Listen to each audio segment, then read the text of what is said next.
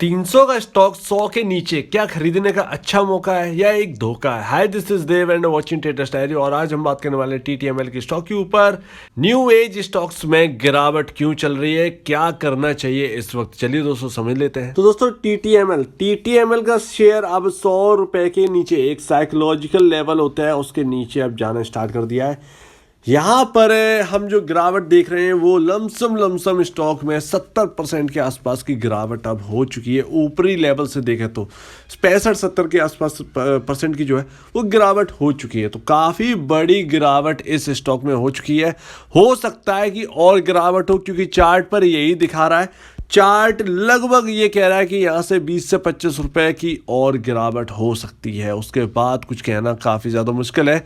Market की mood माहौल भी पूरी तरह से ख़राब है। लेकिन इन सबको साइड में रख के बात करें तो आज हुआ क्या है, देखिए अभी यहाँ पर जो है एएसएम की जो लिस्ट है उसमें शायद यहाँ पर जो है एएसएम 4 के स्टेज में यहाँ पर जो है टीटीएमएल का शेयर है और यहाँ पर बी सेगमेंट लगा हुआ है, यानी कि इंटरडे यहाँ पर बैन है। तो ध्यान रखिएगा इस चीज़ का। यहाँ पर 97.60 है और यहाँ पर सेलिंग के लिए 11,91,000 शेयर्स लगे हुए हैं यहाँ पर 97.60 के प्राइस पर बेचने के लिए। तो ये काफ़ी बड़ी जो क्वांटिटी है वो होती है। तो यहाँ पर आज के दिन यहाँ पर जो ट्रेडेबल क्वांटिटी जो है वो हुई है 7,78,660 और ये काफ़ी ज़्यादा कम है, क्योंकि यहाँ पर जो है बी सेगमेंट भी है। ठीक है, लेकिन अब बात करते हैं कि क्यों गिर रहा है ये और अब क्या करना चाहिए। तो दोस्तों टीटीएमएल देखिए, इसका मार्केट कैप 60,000 करोड़ को भी पार कर गया था, 60,000 करोड़ को पार कर गया था 300 रुपए के प्राइस पर। और ध्यान रखिएगा ये काफ़ी ज़्यादा होता है। देखिए मैंने एक दो ही बार मैंने बात की है टीटीएमएल पर, और जब भी की है तो इसके ऊपर मैंने हमेशा ये क्वेश्चन मार्क उठाया है ही। तो ध्यान रखिएगा इस चीज़ का कि यहाँ पर वैल्यूएशन जो है वो काफ़ी ज़्यादा, बहुत ज़्यादा वैल्यूएशन जो है बढ़ गई थी।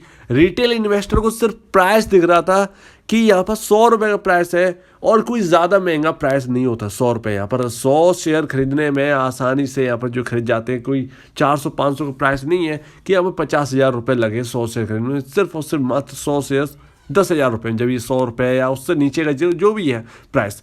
तो सस्ते के चक्कर में यहाँ पर जो है खरीदारी हो रही थी। और हो क्या रहा था कि यहाँ पर एक हाइप बन रही थी कई लोगों की तरफ से, लेकिन यहाँ पर हुआ क्या कि इसकी वैल्यूएशन 60,000 करोड़ पहुँच गई और इसका जो प्रॉफिट है वो रत्ती भर भी नहीं है। नए बिजनेसेस से टाटा ने पकड़ाए तो सही, लेकिन सुपर ऐप के नाम पर यहाँ पर हाइप क्रिएट कर दी, ना कि टाटा ने। टाटा का ऑलरेडी कुछ ऐप ऐसे अवेलेबल हैं तो उसका जिम्मा जो है वो टीटीएमएल को दिया गया था, और एक सुपर ऐप लाने की कोशिश कर रहे थे, उसका जिम्मा जो है टीटीएमएल के हाथ में जा रहा था, लेकिन वो ऐप आया नहीं। ध्यान रखिएगा, तो जब आया ही नहीं लेकिन हाइप जो है वो चांद पर पहुंच गई। ये जानने से पहले कि क्या वो सुपर ऐप सक्सेसफुल होगा या नहीं, कैसा होता है सुपर ऐप, क्या होता है, बहुत सारी चीज़ें। जैसे आप अमेजोन पे कुछ शॉपिंग करते हैं कि आप फ्लिपकार्ट कुछ शॉपिंग करते हो, तो मतलब ज्वेलरी सेगमेंट और ये सेगमेंट, ग्रोसरी भी, तो ये सारी की सारी चीज़ें जो है वो एक ऐप में मिल जाए, ये होता है सुपर ऐप। तो ये चीज़ ला रहे थे। तो जहाँ तक है इस ऐप की कोई ज़्यादा ज़रूरत नहीं थी। तो ध्यान रखिएगा इस चीज़ को। हर कोई एक ऐप में कोई डिमांड नहीं चाहता है, सबके पास अलग अलग ऐप है, सबकी आदत अलग अलग ऐप में जाने की पड़ी है। तो यहाँ पर जो है उसका यहाँ पर कोई रीज़न नहीं था उसको लाने का। बाकी टाटा के बहुत सारे ऐप हैं, लेकिन टाटा उनको भी नहीं चला पाई। और ऐसी एक साइट थी टाटा की जो कि काफ़ी ज़्यादा फेमस थी, लेकिन अब जो है उस पर भी थोड़ा सा काम स्टार्ट हो गया है। ठीक है, इन सब कुछ छोड़ते हैं, लेकिन इससे सारे बिजनेस के बाद इनके ऊपर कर्ज है टीटीएमएल। वो कर्ज के लिए नए बिजनेसेस स्टार्ट करेंगे, उन बिजनेसेस का यहाँ पर कोई असर यहाँ पर अभी देखने को नहीं मिल रहा है। उससे पहले यहाँ पर जो है चांद पर पहुंच गया शेयर, 60,000 करोड़ का मार्केट कैप और लॉस था 1,700 करोड़ रुपए का। तो ये चीज़ यहाँ पर देखने वाली थी, काफ़ी ज़्यादा समझाया गया लेकिन लोग मानते नहीं थे। यहाँ पर हाइप बनी हुई थी, लोग फंस गए। अब एक लॉस मेकिंग कंपनी -6.25 का earning per share, book value पर शेयर -99.37।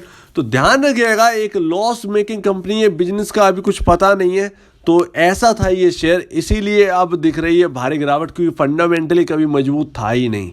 ठीक है ना, फंडामेंटली कभी मजबूत था ही नहीं, तो उसकी वजह से अब हमें खामियाजा भुगतना पड़ रहा है। लेकिन क्या ये प्राइस भी, जो नए लोग एंट्री करना चाहते हैं, कुछ लोग एवरेज करना चाहते हैं, क्या ये प्राइस सही है?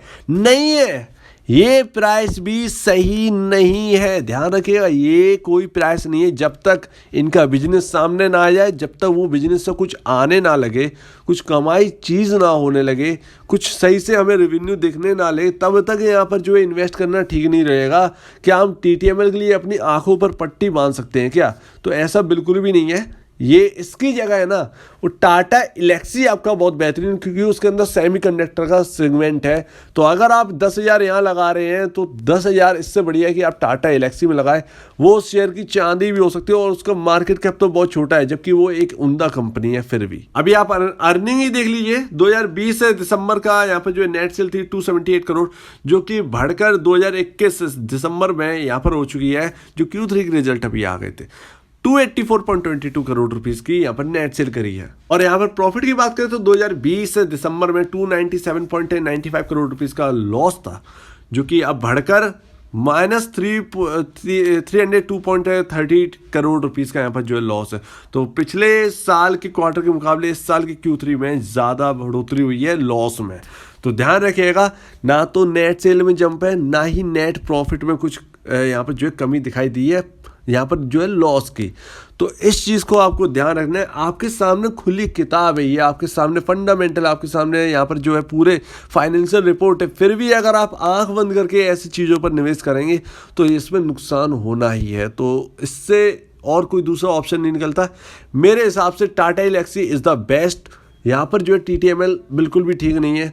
हालांकि यहाँ पर बहुत छोटे प्राइस पर मिले तो यहाँ पर जो है कोई देखेगा, लेकिन यहाँ पर जो है इस प्राइस पर ना बिल्कुल भी खरीदारने का बिल्कुल भी मन नहीं है। चलिए अब ठीक है, जिसके पास भी है या जो लेना चाहते हैं, जो ले चुके हैं, उन्हें इतना पता होना चाहिए कि कहाँ पर है सपोर्ट। देखिए यहाँ पर लगातार तेजी तो हुई है, कुछ ब्रेक है यहाँ पर, जैसे यहाँ पर ब्रेक है, स्टॉप यहाँ पर लगा था, फिर यहाँ पर लगा था। तो ये आपके इंपॉर्टेंट पॉइंट है कि यहाँ से जब हम गिरना स्टार्ट हुए तो यहाँ पर जो तेजी जो हुई है, वापस सपोर्ट लेके ऊपर गए, तो ये इंपॉर्टेंट पॉइंट हो जाते हैं।